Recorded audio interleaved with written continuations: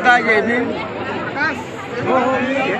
68वां धम्मचक्र परिवर्तन दिन के उपलक्ष्य में भारत के सभी बहुजन मूल्यवासी भाइयों की शुभेच्छा।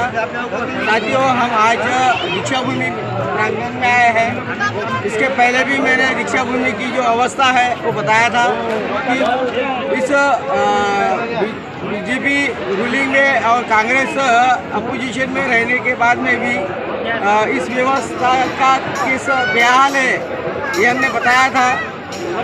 दिख रहा है हम लोग दीक्षा भूमि पे आए हैं। ये दीक्षा भूमि के अंदर में ये जो पार्किंग स्थल बनाया था इसकी अवस्था हमें दिखाई दे रही है।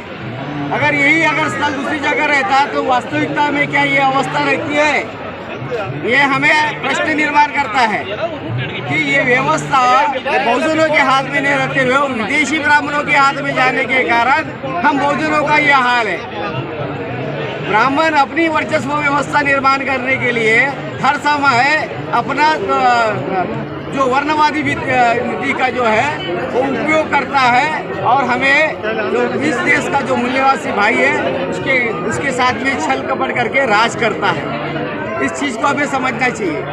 ये इसके पहले जो इस जगह पे पार्किंग स्थल खुदाया था, मैंने इस मुद्दे को 14 नवंबर 2023 को उठाया था।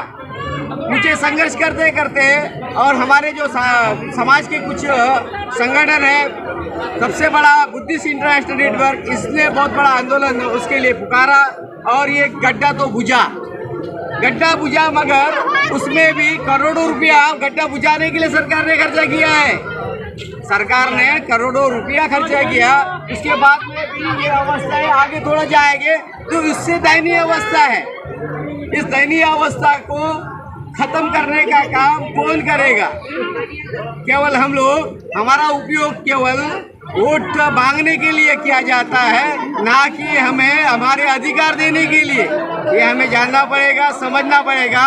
हमारे जो नेतृत्व करने वाले जो लोग हैं बहुजन विचारधारा के, उनको भी समझना पड़ेगा कि हमें हमारा अधिकार, हमारे नेतृत्व हम लोग कर रहे हैं, अपना समाज का प्रतिनिधित्व कर रहे हैं, तो हमें कैसा रहना पड़ेगा, कैसा चलना पड़ेगा, हमारे समाज के लिए, हित के लिए क्या होगा और हक के लिए क्या होगा। इतना ही कहते हुए मैं अपनी वाणी को विराम देता हूँ। धन्यवाद। नमो बुद्धाय जय भीम।